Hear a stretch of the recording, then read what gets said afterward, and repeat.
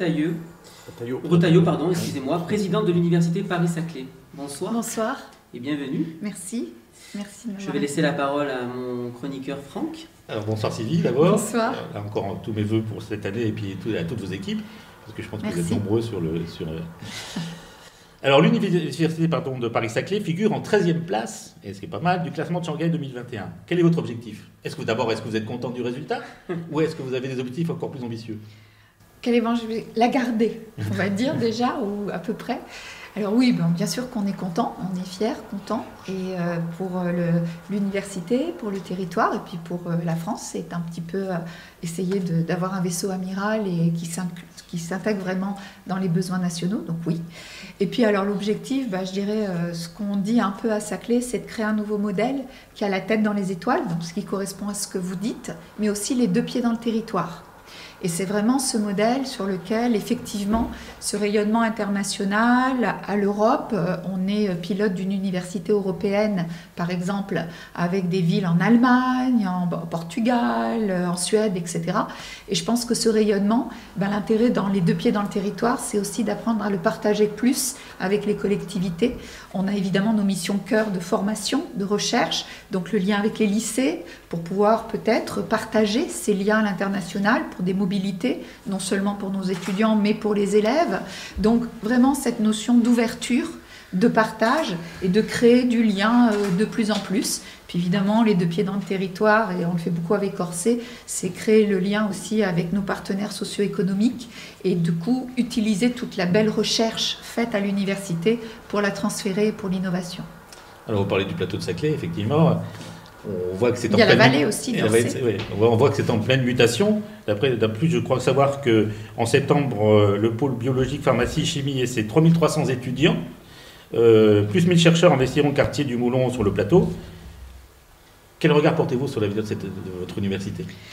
Alors déjà, oui, la faculté de pharmacie, tout le monde se regroupe et c'est vrai qu'à la rentrée, on sera un petit peu au niveau académique tous arrivés. Donc les derniers sont la faculté de pharmacie et l'école AgroParisTech aussi, voilà. Et cette université ici, c'est le plateau et la vallée d'Orsay. Il y a donc, on remplit l'espace et les liens avec les collectivités. Et le regard que l'on porte, c'est vraiment d'avoir effectivement cette université qui va répondre à des défis sociétaux. On en a parlé juste avant. On a parlé de tout ce qui est développement soutenable, du climat, de créer des citoyens avec des citoyens responsables, ouverts à l'Europe. Et je pense qu'on a un rôle à jouer par rapport à notre place dans la société, nos réponses aux défis sociétaux. Et donc cette université qui porte la formation, la recherche et l'innovation, elle doit la porter effectivement au cœur de la société et avec tous les partenaires, industriels, collectivités, les liens avec les lycées. Je dirais que c'est toute une chaîne que l'on doit porter de l'école primaire, de la maternelle, jusqu'à l'insertion professionnelle pour nos étudiants. Et la recherche, l'innovation, c'est nécessaire pour y répondre, mais aussi un outil à la formation. Et pour continuer sur le plateau de Saclay, aujourd'hui, vous êtes sur le plateau de Saclay au niveau universitaire, mais un certain nombre de très grandes écoles viennent de s'installer aussi sur ce plateau. Quel est le lien que vous avez établi? Quel est le lien que vous avez établi? Il est fort, les fameux clusters dont on parle. dans l'université. Donc il n'y a pas l'université qui y est et les écoles, mais le but de l'université Paris-Saclay, c'est que Centrale Supélec, AgroParisTech, l'Institut d'Optique Graduate School, l'ENS Paris-Saclay sont aujourd'hui des composantes de l'université Paris-Saclay. Donc c'est plus qu'un cluster, c'est vraiment un changement de modèle où toutes les cultures se mélangent, et de ce mélange de cultures et d'évolution des différents modèles, on ne fait pas une révolution, on fait une évolution, on essaye de s'apporter les uns aux autres. Et puis aujourd'hui, on a des jeunes qui arrivent à l'université avec des profils différents, et donc leur offrir nos compétences diverses, nos liens avec les industriels divers, notre visibilité à l'Europe et nos liens à l'international, c'est vraiment une richesse que l'on veut apporter. Et je dirais que l'université Paris-Saclay, c'est peut-être l'excellence par la diversité. Vous savez ce qu'on dit sur l'évolution. C'est une révolution sans en avoir l'air. Exactement. On est d'accord. Parlons un petit peu des étudiants. Bon, parce qu'on va encore reparler malheureusement de la crise sanitaire. On sait que ça n'a pas toujours été très facile pour eux. Et donc c'est souvent facile, pas les premières, mais une des grosses victimes, je dirais, de cette crise. Comment l'université les a-t-elle accompagnés ? Alors c'est sûr, hein, les étudiants ont été une des victimes fortes au niveau psychologique, peut-être pas directement le Covid, mais le Covid, qu'on le sait aujourd'hui, a eu des effets psychologiques et des impacts très forts, et la jeunesse de façon globale et les étudiants. Donc l'université les a accompagnés depuis le début de différentes façons. Moi, je voudrais dire que les personnels, que ce soit les enseignants-chercheurs et tous les personnels administratifs et techniques, sont énormément investis pour accompagner tous nos étudiants. Donc évidemment, nos enseignants-chercheurs, nos enseignants ont passé tous les cours en distanciel, ont fait un travail d'adaptation d'enseignement. Et j'en ai un à côté de moi, donc assez fort, donc dans un temps record, donc accompagné par les personnels techniques pour accompagner. Donc on a aussi fourni des ordinateurs aux étudiants, voilà, pour pouvoir les aider à suivre. Et puis il y a eu un accompagnement, je dirais, social aussi, pour les aider avec des bourses supplémentaires, des problèmes de logement. Et je voudrais dire que les habitants, en particulier à Orsay, on a été contactés pour dire comment on pouvait accueillir des étudiants étrangers, comment on pouvait les accompagner mieux, parce qu'ils se sont retrouvés très seuls, très loin de leur famille et ne pouvant pas rentrer au risque de ne pas revenir. Et puis les étudiants sont mobilisés, on a des épiceries solidaires, l'Agorae, qui sont menées par les étudiants. Là aussi, il y a eu des aides, énormément d'aides de tous pour fournir des aides de toutes sortes, de tous les jours. Évidemment, le secteur de la santé, nos médecins, nos infirmières, on a embauché un psychologue supplémentaire et ils ont été sur le pont de façon très très forte. Donc il y a eu un accompagnement pédagogique, social et sanitaire de la santé qui a essayé d'être peut-être toujours insuffisant, c'est parce que le problème étant très fort, mais vraiment avec une mobilisation de nos personnels incroyable. Merci pour eux.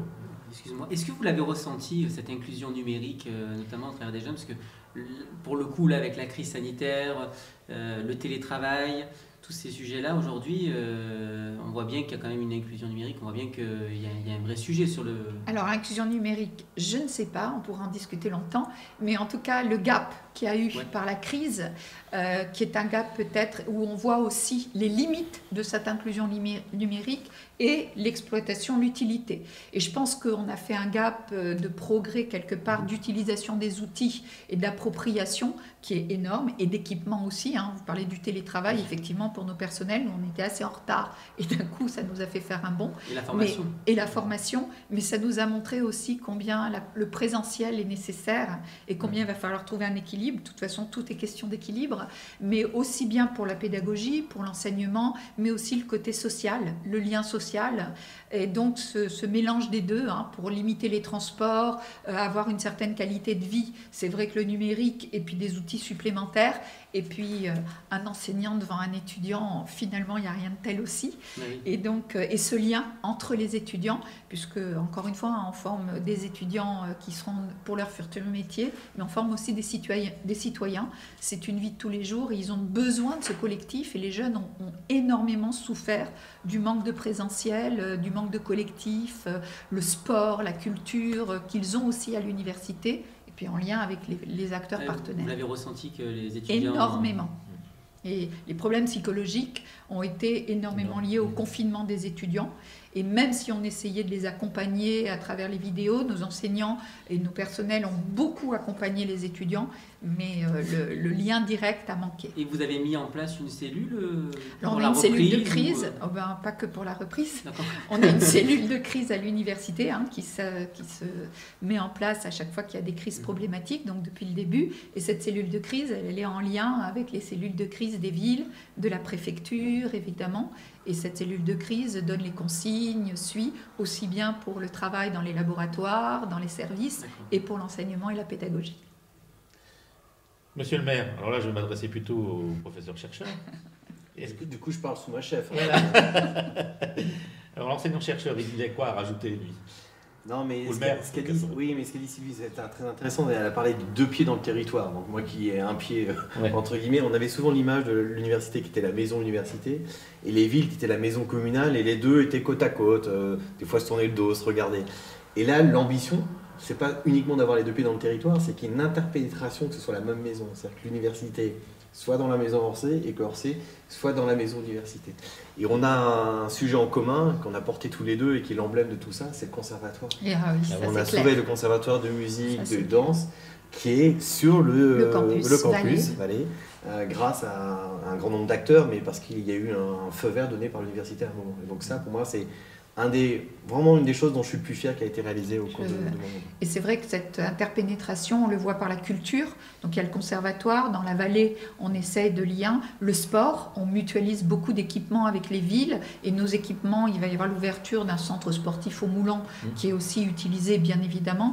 Et puis par la diffusion de culture scientifique, on a des équipements communs, on a la maison d'initiation et de sensibilisation aux sciences, qui va des primaires, collège, on va dans les lycées pour la diffusion de culture scientifique. Et puis, moi, j'ai un vice-président en arts, sciences, culture et scientifique qui s'appelle Hervé Doll et qui est connu aussi ici à la mairie d'Orsay. Donc, on voit que les liens sont forts et on voudrait évidemment les renforcer encore plus pour les élèves qui deviennent étudiants et puis pour ce monde socio-économique, culturel, sportif et évidemment des métiers de la profession de l'innovation. Et je pense qu'on a tous un rôle à jouer pour le futur, c'est clair. Sylvie, on parle de concert. Pour avoir le mot de fin, je pense que c'est collectif et sans le collectif, de toute façon, on ne peut pas réussir. Exactement. C'est ce que disait tout à l'heure Monsieur le maire, il faut tous les éléments pour qu'un vélo fonctionne. Et du temps. Et du temps. Et du temps. Je pense qu'il a été dit tout à l'heure, le temps long, c'est ce qu'on essaye de tous avoir et c'est un sacré défi. Sylvie, merci beaucoup d'avoir accepté cette invitation. Merci à vous. Et puis bonne année à vous, à toute l'équipe. Et bonne année à toi. Messieurs, je vous propose d'accueillir notre prochain invité.